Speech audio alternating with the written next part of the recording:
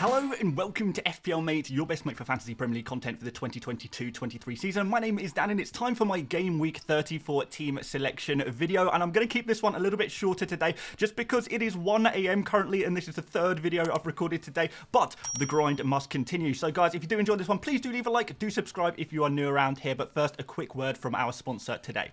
If you're looking for a recommendation in web safety and anonymity this game week, then how about today's video sponsor, Surfshark, a VPN service that keeps your identity safe online. It's basically like installing Sam Johnston to your PC or mobile phone. But not only this, Surfshark allows you to browse the internet as if you're in a different country. If you don't have access to certain football channels and networks in your country, no problem, set your location to somewhere else using Surfshark and you can now access it. Maybe you want to watch Match of the Day or Sky Go from on vacation and it's not working, or you're getting that annoying "this content is unavailable in your country" message. Just because you're playing away, it doesn't mean your internet needs to be. But here's my favorite feature. If you've watched everything on Netflix and you want to unlock all of the content on USA Netflix, for example, you can easily do so. You can switch countries faster than you can switch Spurs players out of your FPL team. Protect your identity, be safe online, and access web content from around the world wherever you are. And you can now get 83% off and 3 extra months for free. Just use promo code FPLMate, all one word, to get this offer, or you can simply click the link in my description. It really helps support the channel and you get a great service for a heavily discounted price. And if you somehow don't like it, there's also a 30-day money-back guarantee, so everybody wins.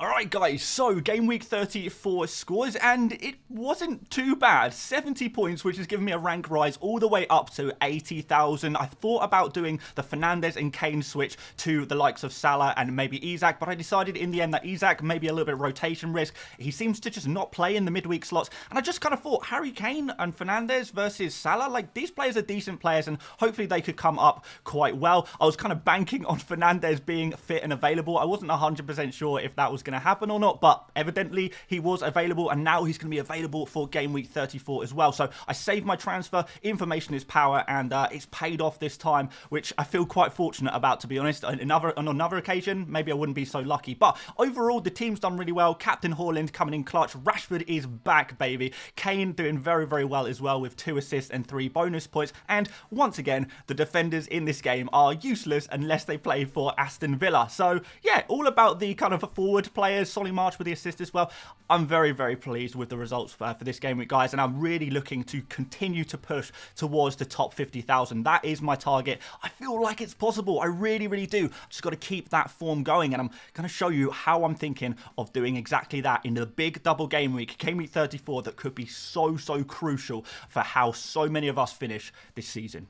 Okay, 2 free transfers, 0.4 million in the bank. Let's see what we've got currently and what we can potentially do with it. So, first of all, Ederson in goal. I know he's not got a particularly high ceiling, but I look at these 2 games and I look at Man City. Technically, with underlying stats, they're the best defence in the entire league. They have kept a few clean sheets recently, but maybe have let in the odd goal as well. But I feel like against Fulham and West Ham, these are 2 super opportunities for a team as good as Man City to get the job done. So, Ederson, I know you're nailed on. Just please keep 1 clean sheet over the double game week. I will be so happy with that. 8 points would be wonderful because, let's be honest, he's not conceding more than 1 goal in a game, if anything like that. But to have that nailed on Man City kind of defensive player is very, very good for me. I'm very happy with that, and we can kind of go for slightly more attacking non-Man City players in the other defensive slots. Next up, Trippier. So yes, Trippier is going to be starting for me. He's kind of one of those players who some people are going to start, some people aren't, and I feel like his effective ownership should be kind of lower this game week. I don't think as many people are going to be starting him as in previous game weeks. So against Southampton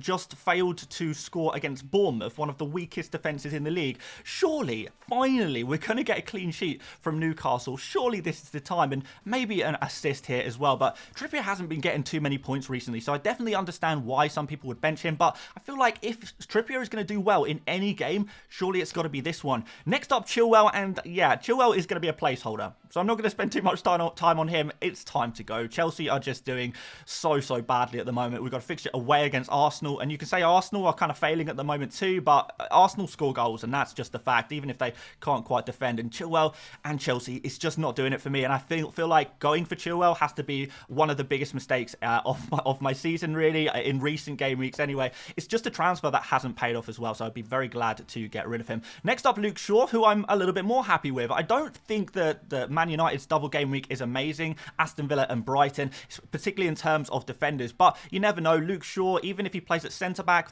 though maybe he moves to left-back, at the very least, he's going to be on some corners and he's going to be racking up bonus points quite nicely. He's quite good at getting bonus points from the centre-back position. Don't ask me why, he just kind of is. Next up, Pervis Estupiñán, Wolves and Manchester United, the two fixtures, and I don't think that's too bad really for Brighton.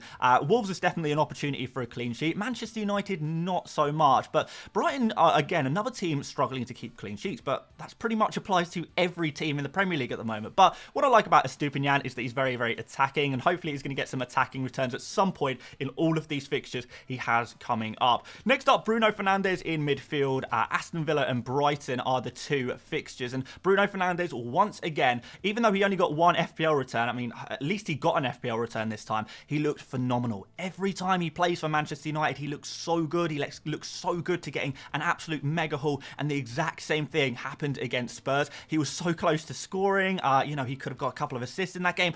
It was absolutely mad. So I'm really hoping that all of the great numbers that Fernandes is generating at the moment can be converted to more FPL points. Every time I watch Fernandes, I feel more confident that he is going to be a really, really good pick for this game week. So although on one hand, Fernandes is the exact kind of player you might have to sell in order to get certain other players like Salah or De Bruyne, on the other hand, I actually would quite like to keep Bruno Fernandes in my team. So it's going to be a question mark of how I do that, what I can do in order to keep Fernandes. But we'll come to that when we get to my transfers. Next up, Rashford, who is very, very much back, which I'm very, very excited by. Definitely a player who we all need to be looking at buying this game week if we don't have him already.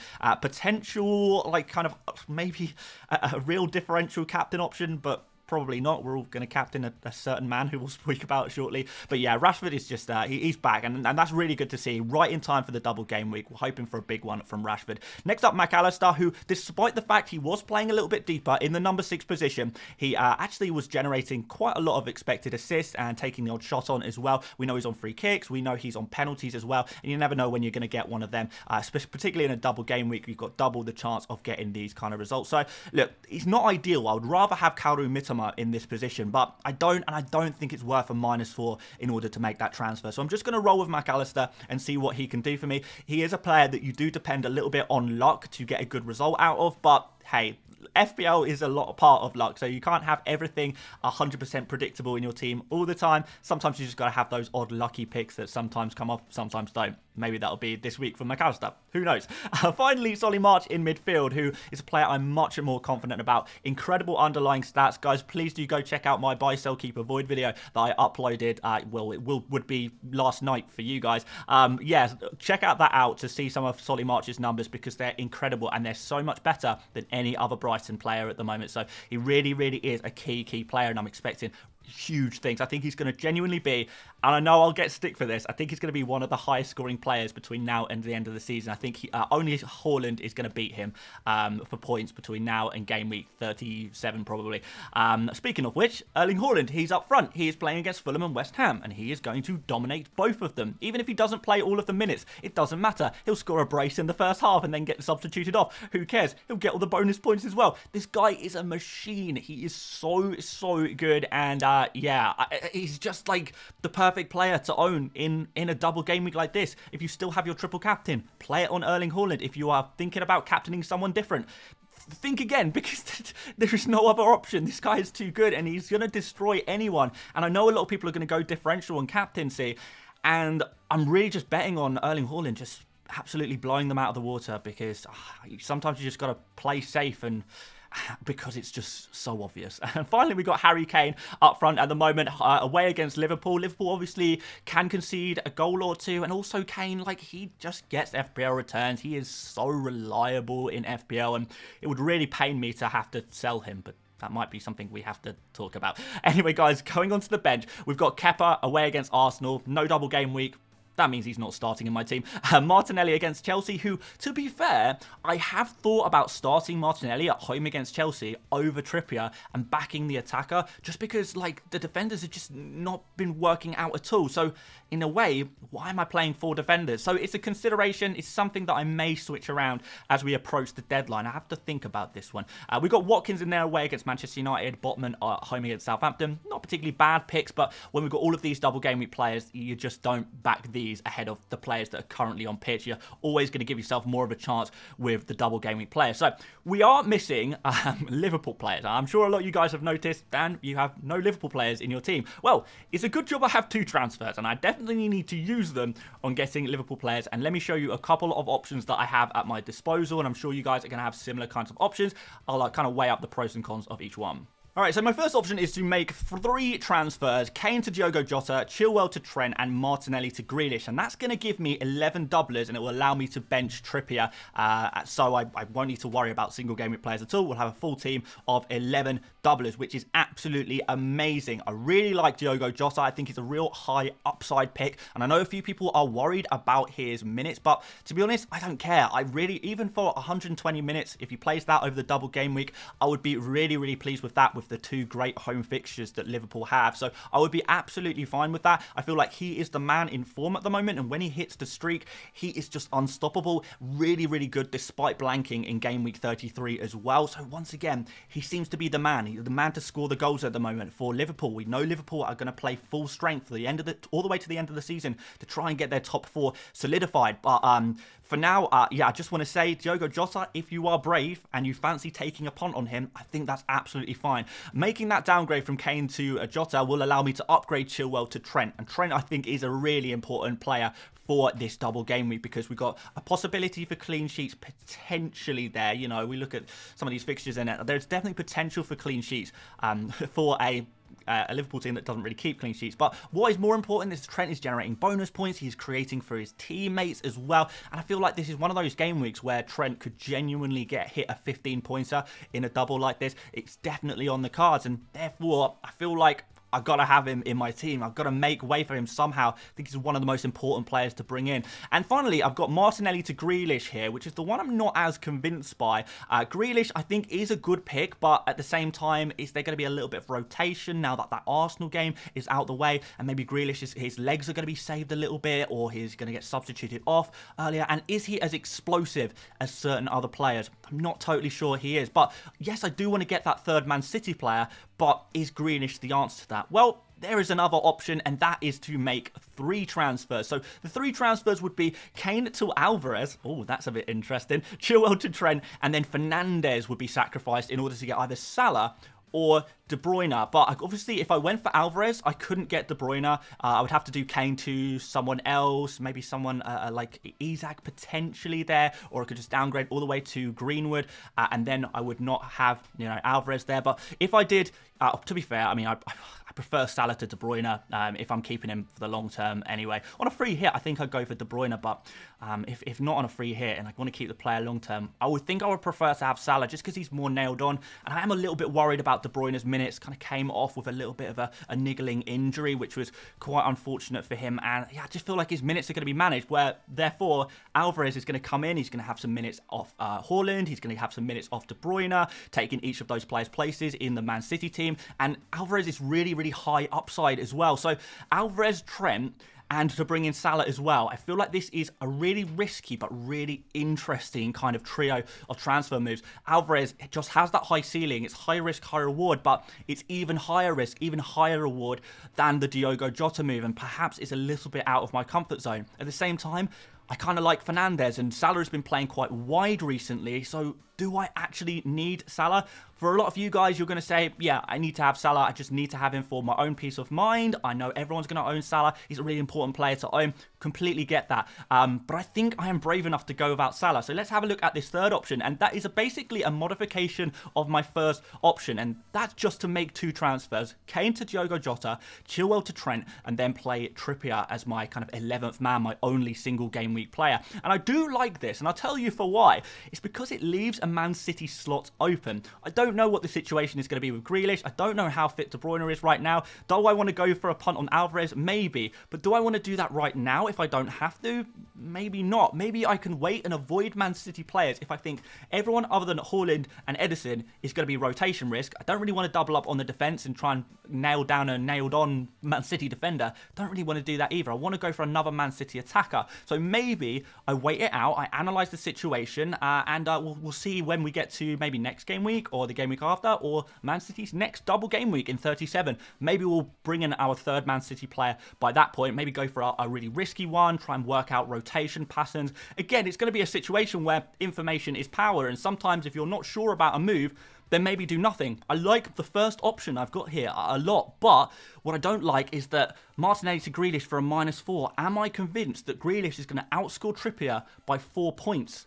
I'm not sure I am, to be honest. So I think I like this move, but let's lock it in. Alright guys, so like I said, for the sake of this video, and I might change my mind later, but these are the two moves I kind of really want to make. So it's Chilwell to Trent Alexander-Arnold and Kane to Diogo Jota, and it gives me a little bit of money in the bank, and it leaves options open for the future to see what kind of Man City player I want to get next.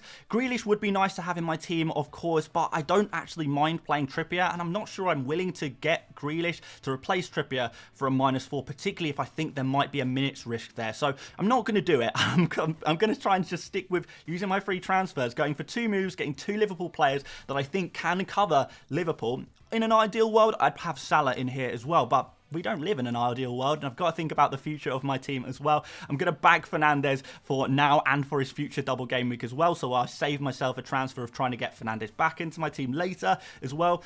I think this team is looking pretty good. So let's finalise it with a captaincy, guys. Obviously, Erling Haaland is going to get the captain's armband. And let's put the vice-captain on Rashford, because he's been doing so well in that last game that I was very impressed. And it's like having Rashford back of old. And that's pretty much going to be my team. And I kind of like it. I feel like this really works for what I want to do. It's kind of taking a little risk with Jota, a little risk without going for Salah, but I do have Trent as a cover. I do have Jota as kind of the Liverpool attacking cover, as long as he plays the games, which I genuinely do believe he will. And I'm counting on Fernandes to be a bit of a differential here, but aside from that, to have 10 double game week players, and more importantly, 10 good double game week players playing in my team with the addition of Trippier at home against Southampton, you can't really complain about that one. No hits needed. This team is genuinely okay. I'm actually really like this team, and it's kind of, in a way, kind of similar to a lot of people's free hit teams anyway. The only player I'm really missing is a Salah or a De Bruyne. It's one player off a typical free hit team.